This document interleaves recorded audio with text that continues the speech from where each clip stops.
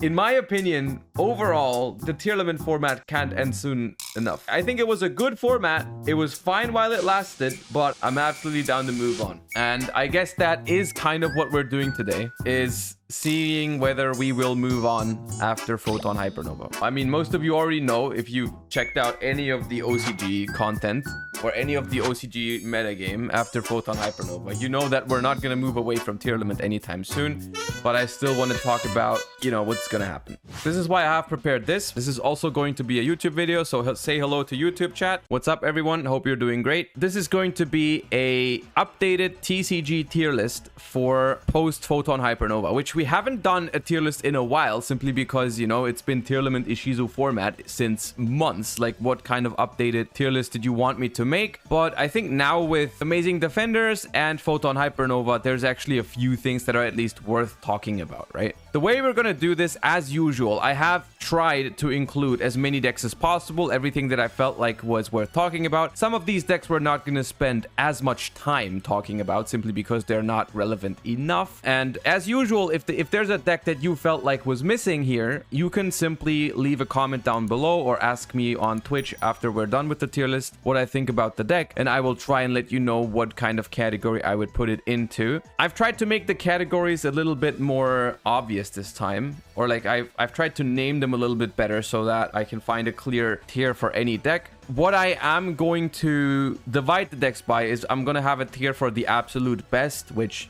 I mean, who can guess what's going in the absolute best category, huh? Top tier, good decks. Then I have made a category specifically for a maybe after a ban list. And what I mean with that is that those are going to be decks, and there is a couple of decks that I feel that way about, that have potential, but they simply can't be played because the current power level is way too high, right? There's a couple of decks that I do not recommend for this format, but they could definitely see a resurgence in like viability once we get a ban list, hopefully sooner than later, but who knows. That's that. And then I have a category that is specifically for decks that I think are not that great, but could be great with more support. Some of these decks that I'm going to put in that category already have more support announced, which is why I made that category with some of those decks in mind. And then I have a category of decks that I just don't really recommend currently with how the game is looking like, but I also don't think they're generally strong enough to have a great resurgence even after a potential ban list. This is what the not very strong category is for. And now, to get the elephant in the room out of the way,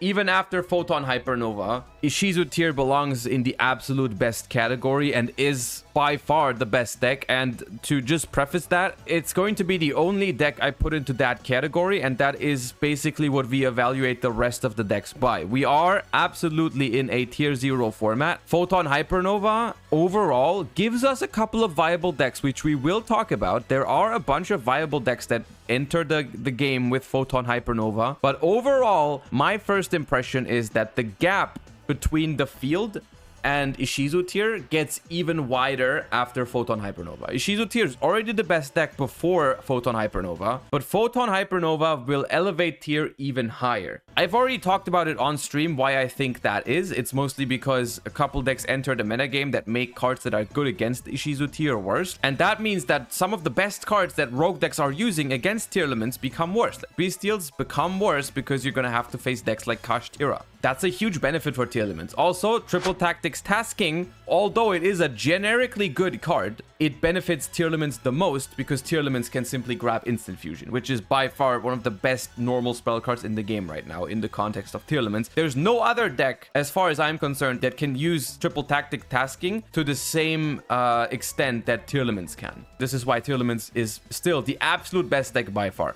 We're not going to talk about many other tier limit versions because Ishizu tier is just the most obvious and by far the best one. There's no reason to play any other version except for a version of tier limits that plays the Kashtira package to a bigger extent. Now, when I say Ishizu tier limits, I'm assuming that you play you definitely play the Kashtira tier limit card in Ishizu tier, but you might also play like Fenrir, right? There's a version that plays a much bigger Kashtira package with like Unicorn, Birth, maybe even Rise Heart, and cuts a couple of the Ishizu shufflers. I have not seen too much of that deck yet, but I do think it is definitely top tier it might be on par with the other Tearlament version, but I don't know that for sure yet. I can definitely see it being an advantage, for example, in the Flunder matchup, that you play Kashtira Unicorn, because that's an easy way to out the barrier statue. That could be an advantage. It could also be an advantage that you cut some of the mill Ishizu cards, because those are not that great in the Ishizu mirror match, of course. The Tearlament mirror match, you don't really want to trigger the mill 5s every time. So replacing them with a strong Kashtira engine could be an advantage. Also, it could be an advantage that you have an engine in your deck that works under Shifter, right?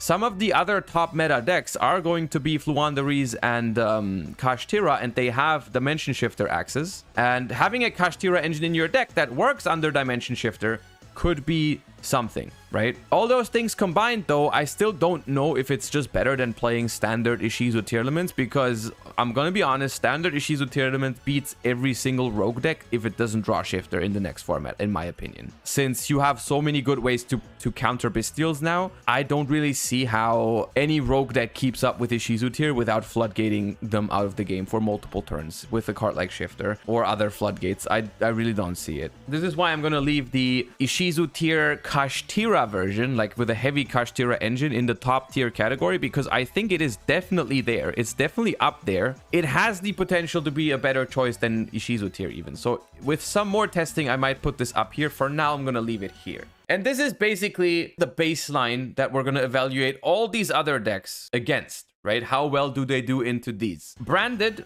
gets support in Photon Hypernova. It gets better with Photon Hypernova, a decent amount. It is a deck that also plays the Bestial cards very well, right? The Bestial cards are part of the engine in Branded, which is a very big advantage. It's always neat when you play Branded to even have great usage out of Saronir, right? Saronir can actually be a very good draw in Branded just because it's an engine card. It gets support in the Cartesia archetype, right? Cartesia becomes a thing now where you get Cartesia fusions that are actually good. There's some very good Branded combos. I think Branded Bestial is a good deck. I'm gonna throw it into exactly that category. It is a good deck. You can absolutely bring this deck to locals, regionals, and maybe even a YCS and do well with it. I would not be surprised to see Branded topping the YCS. Not in huge numbers, and they're probably not going to win the event. The odds for that are relatively low, but it's definitely a deck that's already playable and doesn't necessarily need a ban list to hit Tearlaments to be playable. So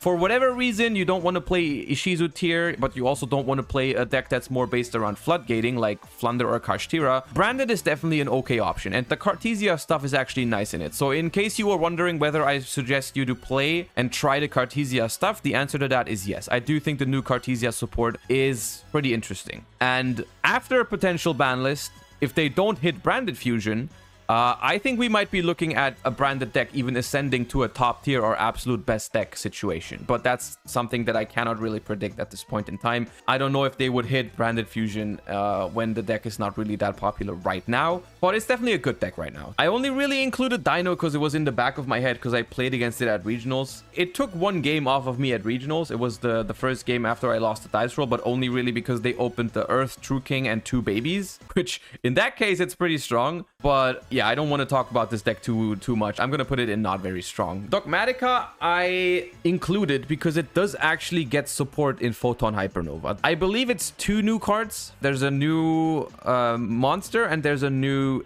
continuous spell card. I think the spell card is Dogmatica Tricks. It's an actual good card. It's like a continuous spell that adds a Dogmatica ritual monster or spell from your deck to your hand, I believe, when it's activated. And then if your opponent controls a monster, you can even add on top of that any Dogmatica card from your deck to your hand.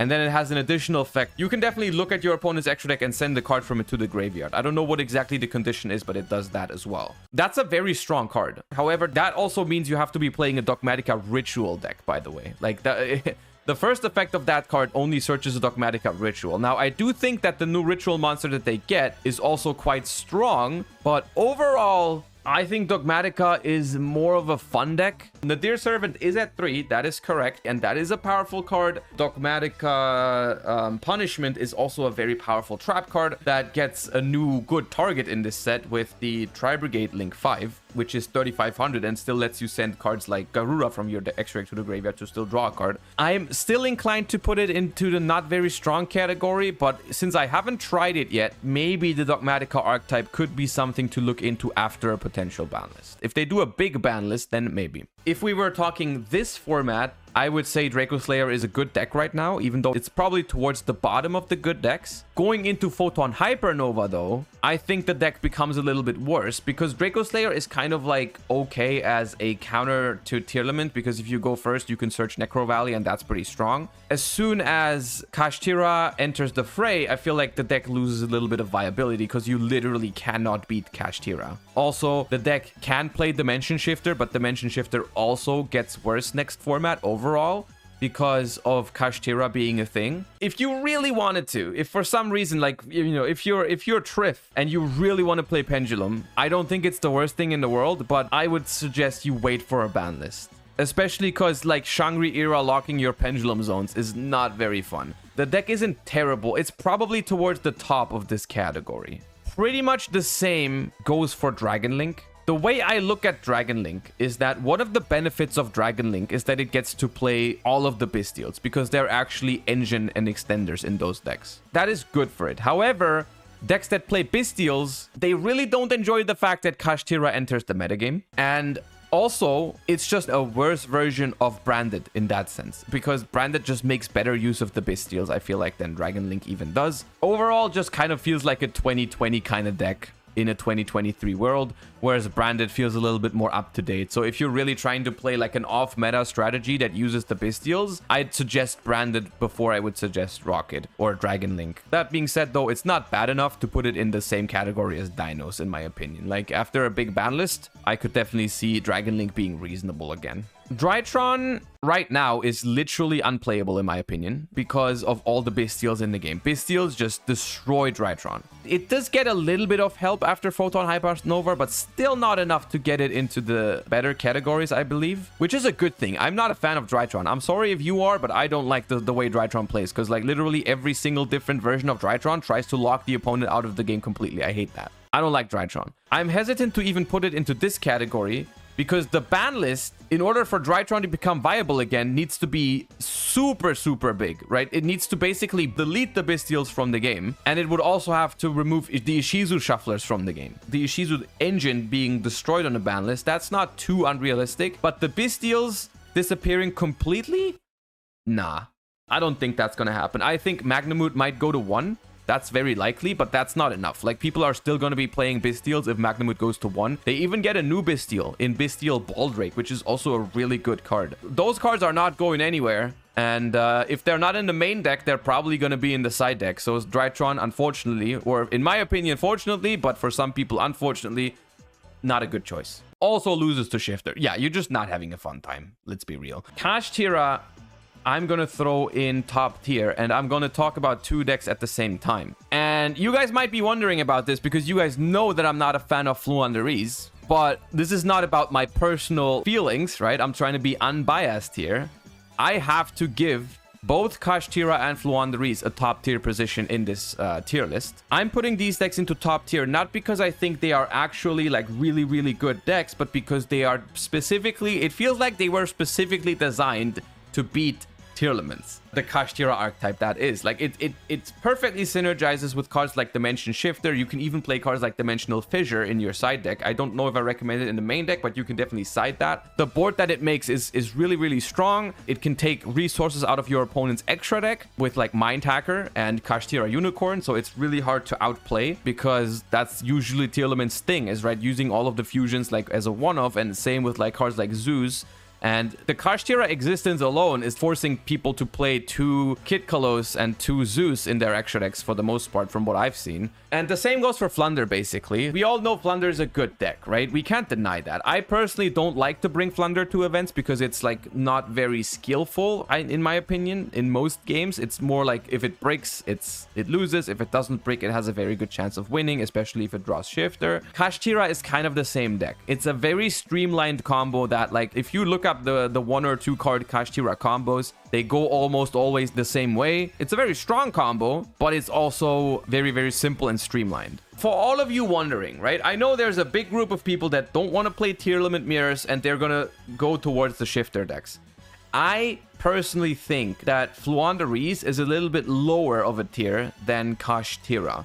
The reason I'm saying that is, to me, it feels like Kashtira is more consistent in what it does because it just has more starter cards. I've definitely not been really bricking when I was trying Kashtira for the most part. That alone makes me put Kashtira a little bit higher than Fluandereeze.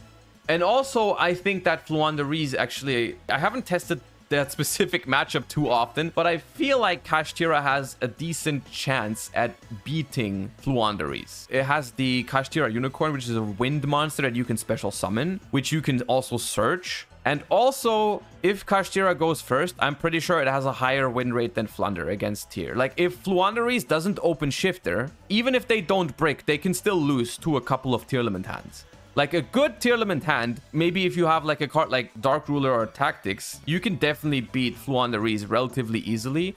Whereas like, okay, Talents is pretty good against the full Kashtira combo, but for the most part, the full Kashtira combo is more auto-win than the Fluandereeze combo, in my opinion. Which makes Kashtira pretty much just a little bit more powerful version of Fluandereeze overall. It plays very much the same way. But they are both top tier decks. Despite me not loving them because they are very, very streamlined, I like to play decks that give you more of an edge when you play them well. Whereas with these two decks, it's not really that possible, I think. I have to give them a top tier spot because they are very strong in the next format.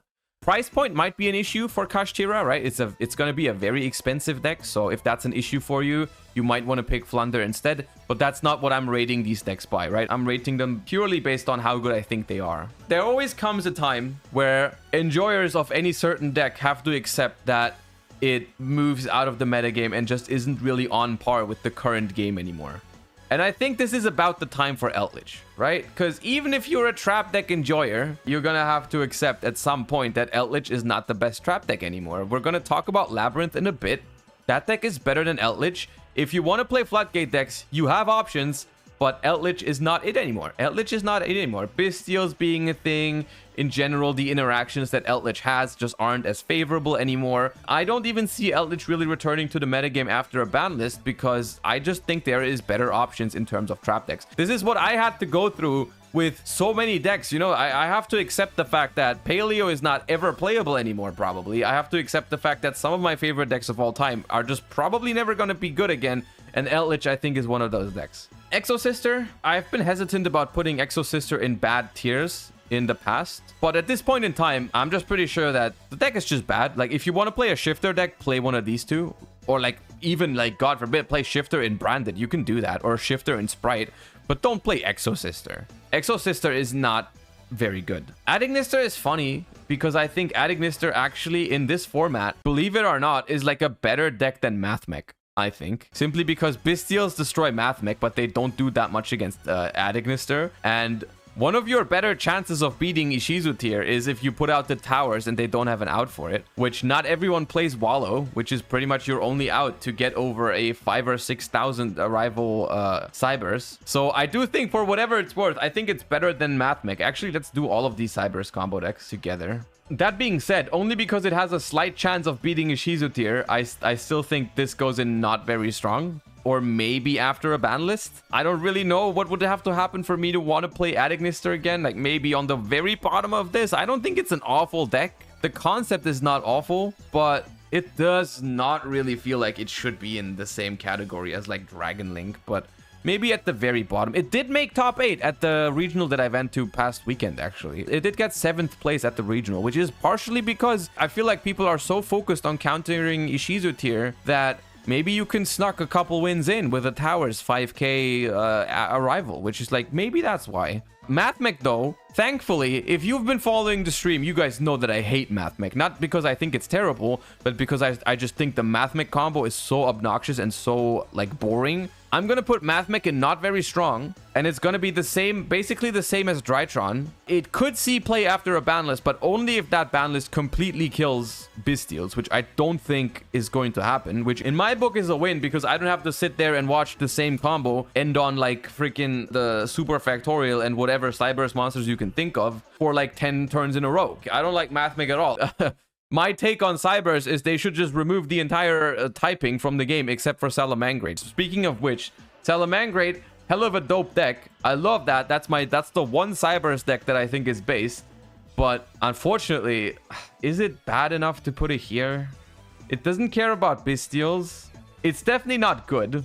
Maybe it's also the very bottom. Or we put it here because there's still cards that are on the ban list from this deck, right? Gazelle is still limited. Yeah, so with that in mind, if they put Gazelle to 3, which I would count that as support, that is support in my book. I'm going to leave it here. That fits this category relatively well. I mean, you can play it as a fun deck for locals, but that's pretty much it. Marin says is also, in my opinion, a relatively boring strategy. I just don't like the Cyberse one-card combos. I'm not a fan of that design space. I'm sorry if I repeat myself. I think Cyberse is the most boring archetype or the most boring card type because it just literally does the same thing just with different skins. Every single Cyberse deck that isn't Salamangrate is just, I feel like, a one-card combo pile that ends in something slightly different, right? Like Heat Soul or Arrival or Super Factorial or the Marin says Link Monster. I don't care. Like, it's always like, yeah, play 20 hand traps and play 20 one-card starters. I don't like it. But Marin says it's not a bad deck. It's definitely towards the bottom of this category, though. Like, absolutely. It's a little bit too fair of a strategy. Zealantis is good in it, yes. But this is one of the decks that, even after a ban list, it can probably only go up to, like, the good deck category. But not much higher than that, right? Labyrinth, in general, I like this deck. I think Labyrinth is a good deck. It is seeing some success in the OCG right now, but I will say that this is only after a ban list. And it is still a floodgate pile, which I don't like. When I saw these cards for the first time, the new Labyrinth support in Photon Hypernova, I felt like maybe there was a chance that we could actually play this deck as a good trap archetype that doesn't need to play trap decks, because the new Labyrinth trap in Photon Hypernova is actually amazing for the archetype. And it does elevate the deck to an actual good deck, in my opinion. I can't really predict if the deck is going to be playable in this upcoming format, if this is actually going to be a good deck, or if you have to wait after a ban list. It absolutely has potential. Whether this potential can already unfold after Photon Hypernova, or if you have to wait for a ban list, I can't really say. It's either at the very top of this category or at the very bottom of this category. That I am sure about, that it's one of those two spots. I'm going to inhale a little bit of copium here. I'm going to put it here. If everyone is focused on beating these decks up here, maybe you can run away with a couple of floodgates in your trap deck and you can run away with a couple of wins. Maybe. You can absolutely play this deck at locals or regionals. Whether you can top or win or do well at a YCS with it, no promise there, but very, very maybe. I included Madolche. I kind of felt inclined to because it did top YCS Dortmund. Herman Hansen did. It was kind of a neat little thingy that didn't really catch on. It was basically just meant to be a counter deck to Tearlaments and also counter Bestials because it's only Earth monsters. And it can also play the Ishizu Shufflers really well to counter Tearlaments, which is kind of cute. It was maybe okay to play it last format, but after Photon Hypernova, I don't see myself going back to this deck ever. I also don't feel like it's a deck that belongs into this category because it's basically 100% a counter to Tearlament. But after a ban list that weakens Tearlaments and these other decks start seeing play, why would you play Dolce? Like, that's the problem. They got their little moment because they countered Tearlament, but I think that moment is now over. And if we get a ban list that stops Tearlaments, then you also have no more reason to play this. I included Enchantress here just because, like, I felt like it was worth talking about the adventure engine as a whole, because that entire engine is still completely legal. There is not really a deck concept surrounding it right now because of the Halka Fibrax ban, but I felt like I still wanted to, like, drop a sentence or two on the adventure package because we don't know at the current stage whether those cards are going to be hit on the next ban list. We don't know. The engine is still very splashable, right? Kashtira can play it to beat Nibiru, for example. Some people do that. It's also just a level 7 extender for Kashtira. Like, I've seen that version pop up here and there. This is not meant to be the Kashtira adventure deck, though, but note that Kashtira has a version with adventure that's solid. As far as adventure combo piles go, there's not really anything that I can think of that would be playable in the next format. However, I think it belongs somewhere smack down the middle of a maybe after the ban list, which really depends on what happens to the adventure cards, right? 8 months ago, we all expected the adventure cards to land on the ban list. They didn't. And so the question now remains of if they give us a ban list now, do they preemptively hit the adventure cards so that they don't return to the metagame in full force, or do they just leave them untouched because no one is playing them right now? I think the adventure engine could return to the game in bigger fashion if they don't get hit by a ban list. I have put 2 Mikanko images here because, believe it or not, there actually is a pure Mikanko deck, or the Mikanko strategy is not only viable with Libromancers. But let's talk about the Libromancer deck first, because that's kind of what's making the rounds. The Mikanko Libromancer deck, in my opinion, is a good deck. It's just not strong enough to keep up with Ishizu tier, let's be honest. So you could also see the maybe after a ban list category as like a category that describes decks that have a certain potential, but they are held back by the fact that the current power level of these decks up here is so strong. This is one of those decks, like the Mikanko Libromancer archetype. Depending on how the next ban list looks, I could definitely see that deck making a splash. And the same goes for Mikanko in general. I think the Mikanko engine is quite strong. Arabesque is an insane card.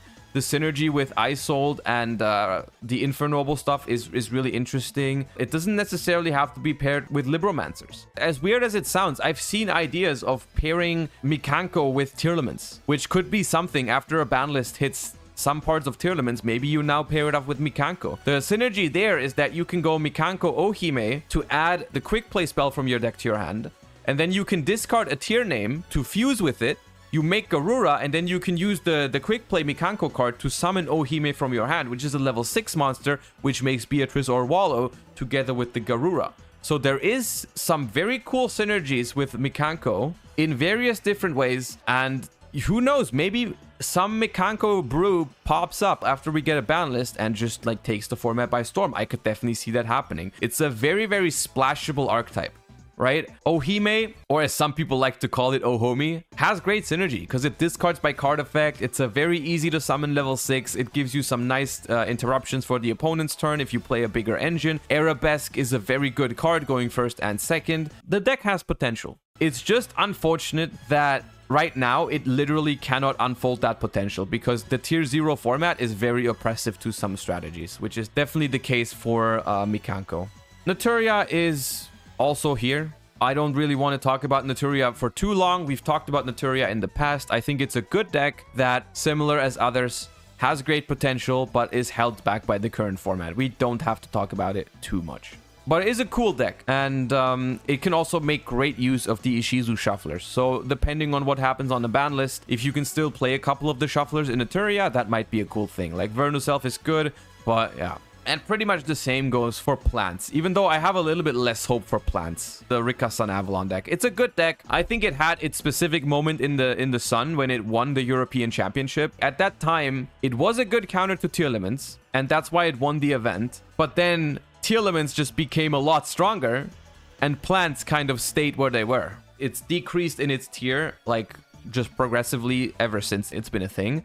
And I can't really predict what direction it's going to go after a potential ban list. I don't know if it's going to come back into the spotlight, but I can't say for sure that it won't, essentially. Right now, I wouldn't recommend entering a tournament with plants unless you have very specific reasons like budget, or you really like the deck and you want to play it for fun. Those are always reasons to ignore stuff like this, but from a competitive standpoint, really no real reason to enter a tournament with plant right now. Now, I'm forced to include Plunder because they get support in Photon Hypernova, and the next ship, the new ship, is actually very, very good. Also, I have to say this, I have to be honest here, I'm not an expert on Plunder Patrol. I have not actually played around with Plunder Patrol much or enough to say whether it's just not good, whether it needs more support, whether it's after a ban list that it could maybe be played. I personally have the impression, and that's also what some other people have told me, that it does get better, but it might need a little bit more support even. Right? Because they're still missing an attribute. They don't have every attribute yet for a ship. If they get a wind ship and you can literally play against every single deck, like specifically Flunder maybe with Barrier Statue, maybe then it's fine. But currently, I don't know enough about the deck, but I also don't think that the deck is higher than that, unfortunately. Now, for the next Amazing Defenders archetype, Purely. We've talked about Purely in the past. I've made a video about Purely and all the Amazing Defenders archetypes. The first impression of Purely that I feel like the community had, everyone was like, yeah, this is kind of a mediocre archetype. It's not a very good archetype. Then I looked into it a little bit more, and I came to the conclusion that it's actually not a bad archetype, because it's an archetype full of emergency teleports. It has very little things that are once per turn. X Purely Noir is actually a very good interruption. X Purely Happiness is a very good board clear together with Happy Memory, but overall the deck is not very good yet, in my opinion. However, we already know the next wave of support for Purely, and I've looked at the deck in the OCG right now after Cyberstorm Axis. That is precisely when we get the new Purely support that is already announced, and I do believe that it does become a real deck after Cyberstorm Axis. Whether it's going to be after Cyberstorm Axis release a good deck, a top tier deck, the absolute best deck, I cannot say that as of now. It's literally impossible to predict, because Cyberstorm Axis is a set that we get in, I believe, 4 months. That is at least 1 ban list, some other set releases, maybe even 2 ban lists, who knows. It's impossible to predict how good Purely it will be exactly, but the new Purely main deck monster is exactly what the deck needed, and the new Purely memory that they get is also exactly what the deck needed, because the new memory gives the deck a very good play going first, and the new monster gives them more cards to summon, more targets to summon with all of the teleports, and it even has a better on-summon effect than the original Purely. So I do think the deck is okay after Cyberstorm Axis. How good exactly remains to be seen. But deck has potential, deck is definitely not bad, and just needs more support, and it will get that support. Rescue Ace, on the other hand, though, I'm sorry, I've seen all the YouTube comments under my video telling me how broken of a deck Rescue Ace is. But I personally am just not a fan of the concept of Rescue Ace. I don't think it's a very good concept, and I think that I'm not even going to put it in the more support category, because I feel like if the concept of a deck is already not very strong, the support that it needs, it would basically have to flip the entire concept on its head. Because specifically what I don't like about Rescue Ace is that the entire archetype is focused around getting Turbulence onto the field, which then sets you 4 cards from your deck, which sounds amazing. But the problem is, in order to resolve a card that searches 4 cards, you have to play those 4 cards, probably in multiples. Even if you only play 2 of each, that means you have to play 8 of those cards in your deck. Of course, you could risk it and only play 1 of each, hoping you don't draw them, but even if you only play 4, you're gonna draw them a decent amount of the time, and they are not very good to draw. I'm not a fan of the concept of the deck. Maybe future support will prove me wrong. I wouldn't mind Rescue Ace being good, I just don't think it will be, but I'm happy to be proven wrong on this one. Runic Stun is a Troll Despair deck. If you've booted up Master Duel in the last couple weeks, or even months at this point, you know what I'm talking about.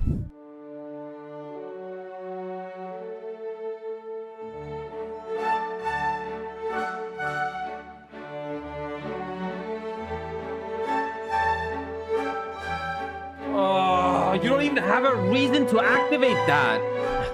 If you have goes in that shit. Only one set, one time? Nah, oh god.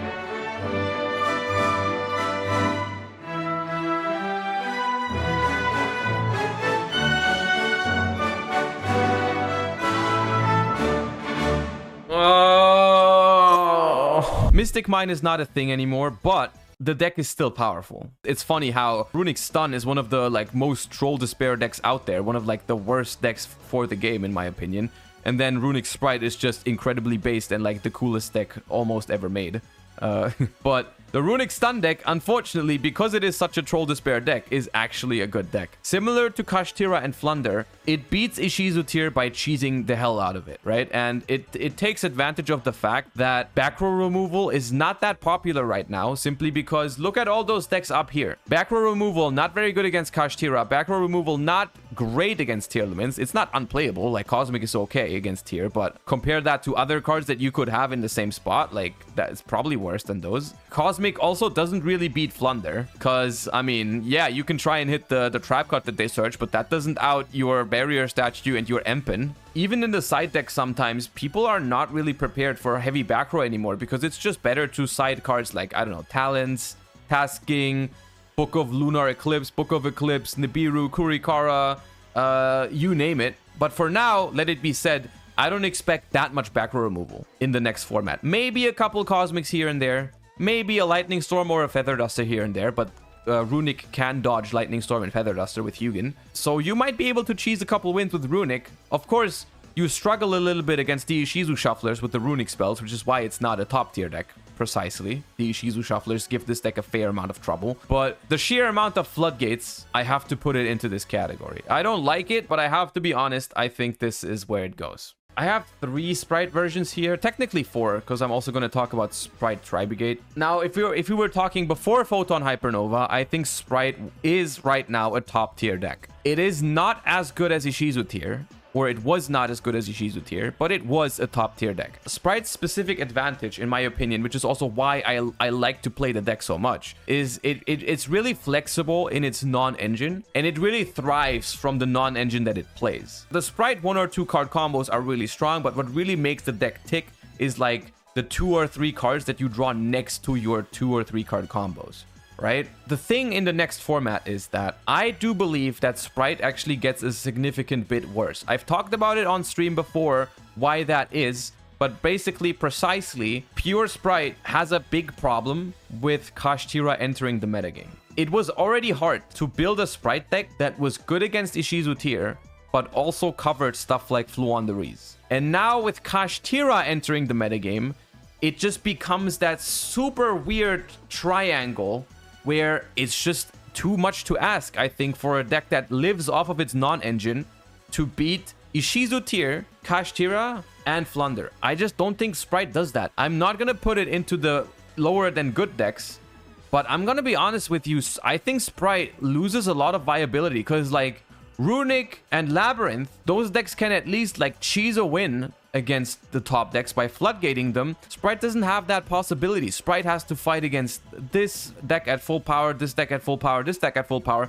and almost never has the ability to floodgate these decks, especially not game 1. You guys know I'm a Sprite enjoyer, and if there's a way to play Sprite, I'm gonna tell you guys about it, but for now, I don't see Sprite being a top tier choice anymore. I'm sorry. Another deck that is, in my opinion, almost as strong as regular Sprite is Gishki Sprite. I've gotten a lot of questions, and I'm definitely going to experiment with it. Despite I don't think it's going to be a top tier deck or my choice for YCS Lyon, the Gishki Sprite deck is incredibly fun, and I'm going to experiment with that deck. Like, you can expect some content or deck profile of that for sure.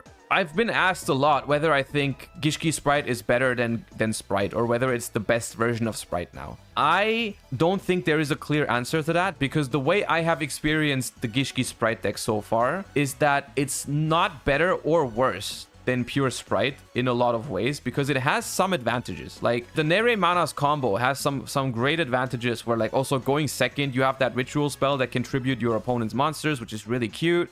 It also has some downsides, like it breaks a little bit more. The 1-card combo of Grim is not as good. You don't really want to play Nimbles in it, because that's a little bit too many normal summons, maybe, because you're trying to normal summon Gishki Grim. So it has pros and cons over the pure Sprite deck. Overall, I don't think it's much better or much worse.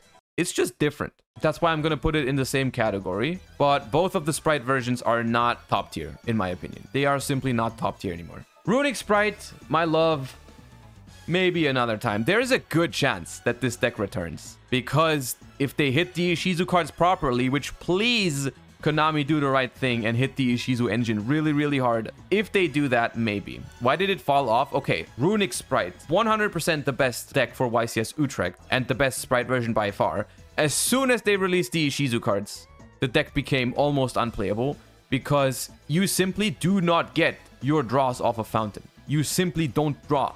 It doesn't happen. They just shuffle in your shit every single time. You can't beat it. It's not fun to play Runic Sprite into Ishizu tier. You simply can't. You simply can't. It's so hard. However, I will say one thing. Runic Sprite is one of the decks that can actually handle a very small Sprite package really well. If you only have like 1 jet or 1 starter or something like that, this deck can handle it. This deck doesn't care that much about playing lower Sprite counts. 1 week before YCS Utrecht, I played at a regional to test the deck, And I only played 2 blue, 2 jet, and 2 starters because you didn't actually want to see too many of them, and you drew so many cards with the runic cards that I played a very small. I only played 6 of the sprite cards. I upped it, of course. At Utrecht, I played 3, 3, and 3, but it just goes to show that the deck technically doesn't need all of those. If a potential ban list hits Tearlaments and Ishizu really hard, but then only touches the sprite cards slightly, this deck can return. The same goes for Tri-Brigade Sprite. This deck is completely irrelevant right now. It's just worse than other Sprite versions. The reason why I'm including it, it's currently the most played Sprite version in the OCG. Not played more than tier. They still play more tier than that. But I think it's the second most played deck. And so just in case we get a ban list that is relatively similar to the OCG one, which could happen, maybe this deck turns out to be the best version. Which, to be honest, I still think the OCG players are making a mistake by not playing Runic Sprite. I think that deck is better over there now, even though they still have 4 Ishizu Shufflers, so maybe not. But the Tri-Brigade Sprite version is something that, depending on what they hit for Sprite, could be a thing. Tri-Brigade Lyrilusk, that deck needs a lot of help from a ban list, which I'm putting it, like, somewhere here, right? I find it hard to believe that this deck would ever be the best choice again. It's not an awful deck by any means, but probably towards the bottom of the decks that have potential after a ban list. Sword Soul right now is not terrible because it gets to play a decent amount of hand traps. It has a solid opener. It can be backed up with some floodgates, but it's still not a good choice right now.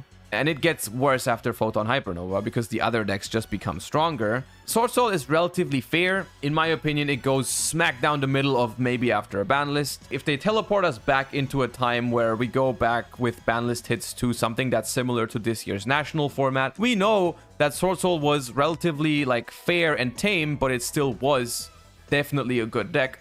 So it's definitely towards the upper end of decks that could return to the metagame after a ban list. That's where I'm going to put that. Virtual World, I don't even know why I included it. I think I saw it topped some regional at some point. Yeah, I think it was the Vlad deck that reminded me of it. That's why I put it in, because I went through some of the regional topping decks from this format to see which decks I should include or not. Very bottom of this. It just strikes me as exactly those decks, like Adignister, Tri-Brigade, Virtual World, Marincess, those types of decks. They just feel like their time in the spotlight just feels over, right? Because even after a decently big ban list, I would still rather play some Sprite variant, maybe a weaker tier variant, a weaker like Labyrinth deck, Mekanko stuff, Sword Soul, still rather than touching these decks again. So I'm going to put these to the very bottom. And that is, I think, most of the relevant decks from Photon Hypernova. This is all we have. I've already seen you guys mention in chat a couple of decks that I've missed, which that always happens when I do these. So that's why the deal is comment down below if I forgot about the deck, and I will try to let you know what tier I would put it in. As always, that's the deal. But chances are, if I forgot whatever deck you wanted to mention, that I would have probably put it not higher than here, right? Probably not higher than here. Stuff like Dark World. Okay, Dark World, I would maybe put maybe after a ban list. Like Sky Striker also, maybe if they get more support or more engages or whatever, maybe. But like, for now, I think this is reasonable. I hope you took something away from whatever I said about your favorite deck or whatever decks you were interested in. I hope this gives you a better understanding of Photon Hypernova format and what's to come. We will talk about the format a decent amount in the next couple weeks. Like, I'm going to give you guys an introduction to how to play Kashtira and like what are good cards against it, what changes for Tearlament, what to expect from the new Tearlament versions. And we're also, like I said, there's going to be another tier list where I'm going to cover tech cards, like which kind of hand traps you should be playing if you want to play hand traps, what happens with the Bistials, how good is Triple Tactics Tasking, what kind of cards can you play, like how good is Nibiru, Kurikara, Book of Eclipse, all those kinds of cards we're going to cover in a separate tier list. So if you're looking forward to that, feel free to either follow the Twitch channel or subscribe to the YouTube channel. And until then, hope you enjoyed. Hope you have a great rest of your day. And bye-bye, YouTube. Say goodbye to YouTube chat. See you next time. And yeah, peace.